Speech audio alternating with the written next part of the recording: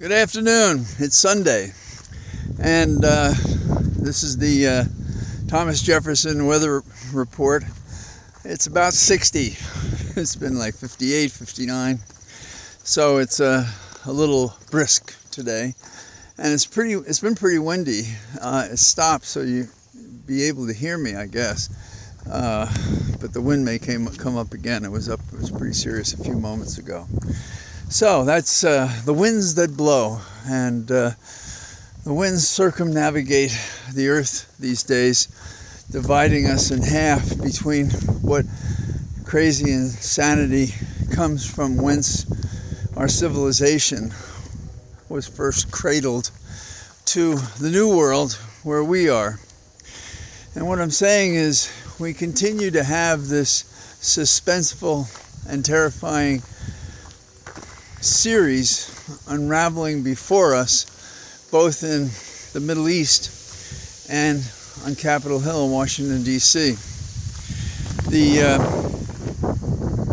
problem that we have is there is a linkage, which is itself historic, between what's going on in the Middle East and what's going on in Capitol Hill.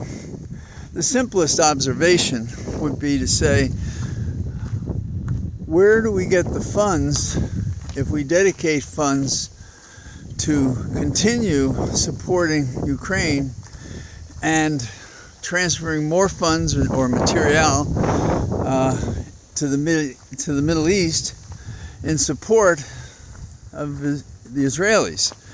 Now, these are difficult questions, made more difficult by other things that are going on. But let's start with the Capitol Hill this time. And what are the developments like? The competition there was between No Jacket Jordan and anyone else is over. And you can assume that he used his heavy-handed way, talking a mile a minute, so much so that I wonder sometimes if he has any idea what he's saying, just filling up space and air with noise. And where does he stand in terms of transporting whatever support he has in the Republican conference in the House to become the Speaker and becoming the Speaker? First of all, there's the schedule. The decision on the speakership, it's going to go to the floor, at least that's the statement today. It's going to go to the floor for discussion on Tuesday. Now, the magic number is 217 votes. Now, you may remember that McCarthy couldn't get the speakership because there were 7 or 8 votes against him.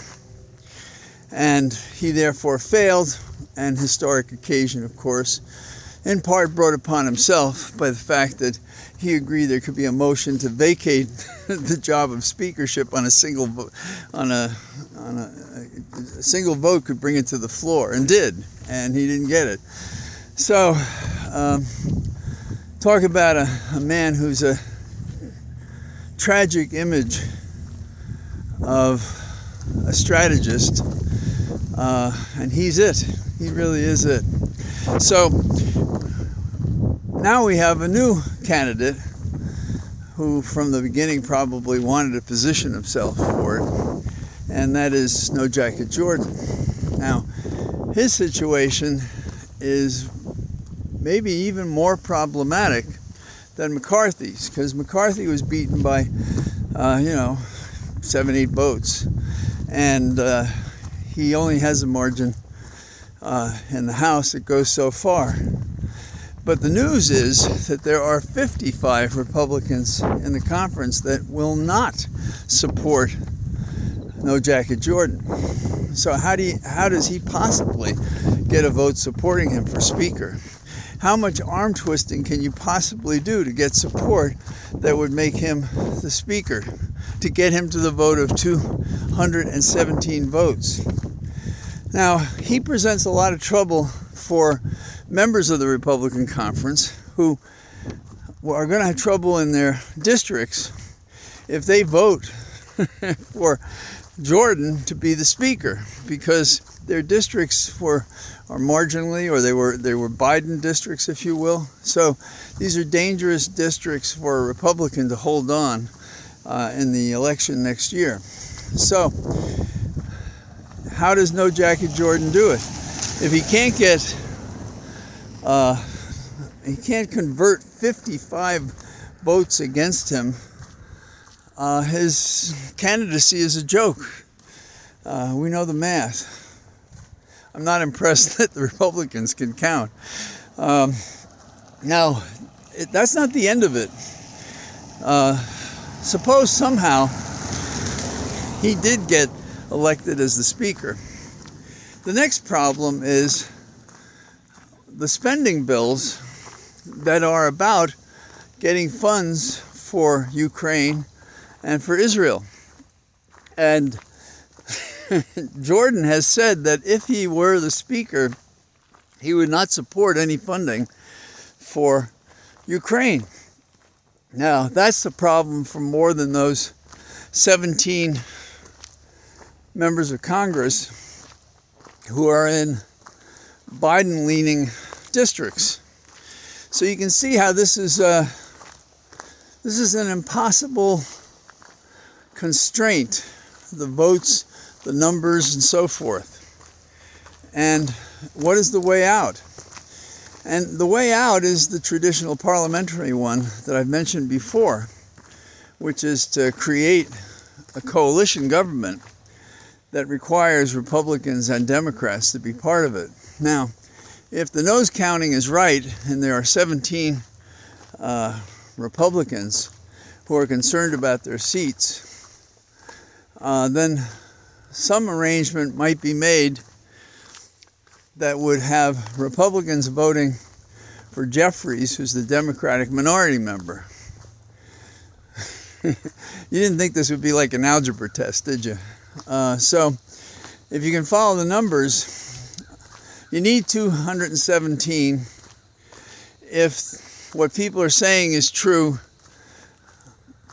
Jordan starts out 55 down. No way he can be speaker with those numbers. The Zen question is, can he possibly, quote, motivate, make offers that people don't want to refuse, to switch from being opposed to him to supporting him? And then there is the question that on the issue itself, there are an awful lot of people that feel honestly that they want to support Ukraine and will support Ukraine, and Jordan be damned if that's what happens. So that increases the chances of I'm trying to think if it's unprecedented. Well, it's possible there was one vote, but there's no question that this would be historic to have the Republicans govern so poorly, including in their own conference, that they lose the leadership in the House, not by election, but by impasse, that they can't agree, which doesn't surprise any of us. And so for the government to continue, not close down the government, to support Ukraine and to support our allies in the Middle East is going to require some people crossing the aisle. Now, the most rigorous or crazy, depending on how you see them, Republican may feel that they can't change and that this fits their view of bringing the House down, crashing the government. Isn't that amazing? So that's one part of the problem, and it shows how we're inextricably intertwined with two fields of battle, two war fields. And now let's move on to the second part, which develops day by day, which is how stern, how warlike, how unlawfully, in terms of war crimes, is Netanyahu, the leader of the Israeli government, going to be.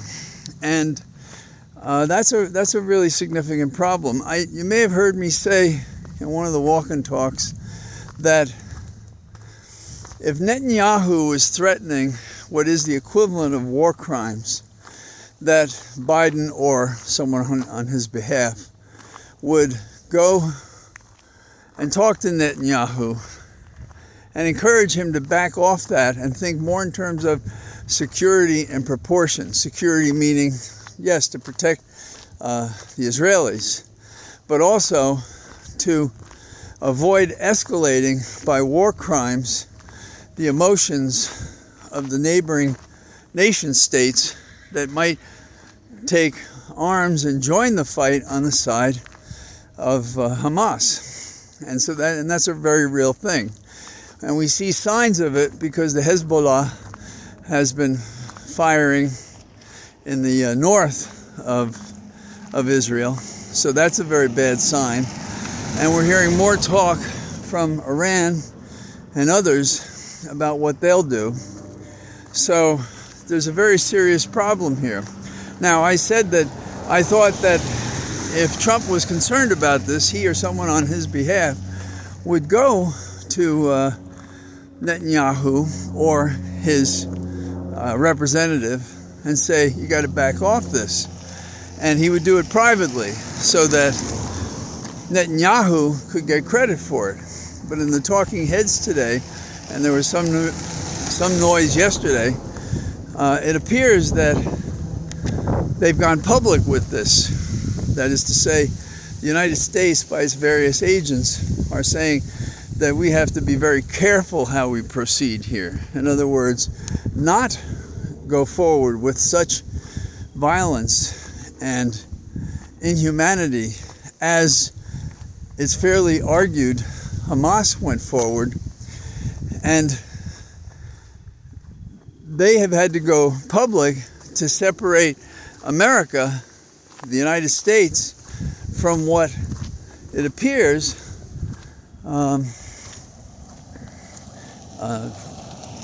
sorry, I was watching a car. I want to make sure he didn't turn into me.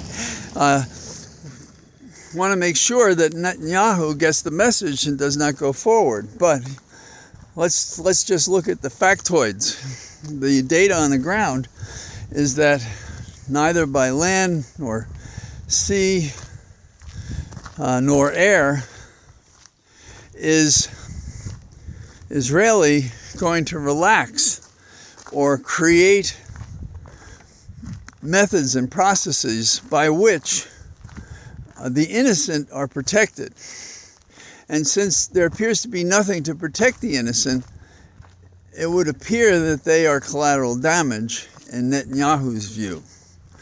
Now, as I'm talking to you, it's 6-ish, and I think I heard that there was some firing starting, and it's getting dark in that section of the world, and so they may want to have this attack come under fire at night. We'll find out probably by our morning whether they're reaching out to capture back the hostages from Hamas and save them, or do nothing about it. Now, the additional impossibilities of the situation is that Hamas is blocking people from going south to Egypt, and Netanyahu is demanding that people, to be safe, if they're innocent, they should head south. Now, I only heard one commentator, and I was hearing, in the background while I was doing other things all day, but there was only one commentator I heard say all day, but if one leaves, what does one come back to? And the answer appears to be nothing. So that chasing people from their homes without regard for fitness, strength, ability, resources, means to carry it off, and when they leave with whatever they take with them, whatever few or major things they take with them, they may have no home, no place, nothing to come back to. You've seen in a lifetime of police actions, warlike actions, terrorist actions, strict military formations. You've seen what can happen in war. And the most frequent image we have is of piles of bricks and buildings and vehicles and bodies strewn about a landscape. Is that what the innocent will come back to? The innocent will come back to a place that is this ruin? Will they come back at all? So it's a pretty miserable situation. If we were looking at Dante's circles of hell, we would find that this was quite a fair equivalent for that kind of poetry, that kind of dark poetry. Now, we don't leave to doubt what the motives are of the two sides. We hear quite a bit of the Hamas and how in their basic documents, their core documents, they talk about the destruction and elimination of the Israelis. But we have Netanyahu saying that he is going to demolish Hamas. So do we take a man at his word? He's not just rattling sabers. He's actually talking about a plan of action which is very severe. And he's talking about demolishing. So we're going to wipe out a whole class of people. What is that going to do to the motivation of Hezbollah, Saudi Arabia, Iran, Egypt, even though they're trying to stay out of it? And, everybody's telling them, just open your borders and let the 1 million or 2 million people in. This ironically coming from American politicians who are so concerned about the relatively few when we're talking about Mexico. I do think these crimes are horrendous, and I understand the parallels between the origin of Jerusalem and the Jews having a place to go in 1947 that is their own. I understand all of that. But we've been making easy comparisons to the Holocaust. And I don't take it away from anyone how miserable and terrible this is, but 6 million Jews is beyond comprehension in terms of an outrage against all humanity, all thinking, feeling, touching membranes of life. And it isn't comparable. And the motivation is mixed in terms of religion, I suppose, but also power and territory and hate. This is not a basis upon which one can move forward in this context in a constructive fashion. This is not a way that we find a way. Peace is out of hand. How do we minimize the hit and hurt and harm that's done by these people? So, what do we have? In two parts of the world, we have a connection between our ability to help and the embarrassment to help if Netanyahu really does intend to demolish. And then we have the other side, which is Hamas, who's made it pretty clear they're prepared to do anything in this fight. And it would be hard to believe that others will not become involved if Hamas is squeezed in the Gaza. And all of that appears to be likely and to occur. And it seems to be unavoidable. You've heard me talk, and you know about my view about Seneca, that the fates lead you to your destiny or drag you to it. Netanyahu, perhaps from the time he was wounded as a young soldier to now, he's always been on this path that was going to lead him to this confrontation for that wound that was physical and which was metaphorical when he was a younger soldier, and led him to this day when the accumulated hate and corruption, violence and lies brings him to a point where he's prepared to commit the ultimate act and try to actually destroy in every way possible Hamas. So that's pretty bad. Bad sounds like such a weak word in the context. It sounds faint as compared to the apocalyptic events that are just ahead of us, unless some way or other Netanyahu is steered from his anger and his hate and his discrimination and reserves and comes back and in proportion finds a way to lead the people while protecting them, finds a way to punish and to be a force against those who would commit such war crimes and to avoid those war crimes ourselves. But we're on a collision course that seems unavoidable, and we can only hope that something comes out of it that we can sustain as we claim to be a peace-loving nation, but are we? So those are my thoughts today. It's a pretty severe period, and it's interesting how the not so subtle references to the parties show the bias of those reporting and feeling what they feel, even as they're trying to be objective and report it. I don't say this as a criticism, I say it as an observation about the humanity of trying to cover something which goes to the very heart of who you are, what you think is right and just, and the absence of actions that conform with that vision. So I say I'll see you tomorrow, and we'll talk some more about this. I'm afraid we'll be talking about it for some time. Bye-bye.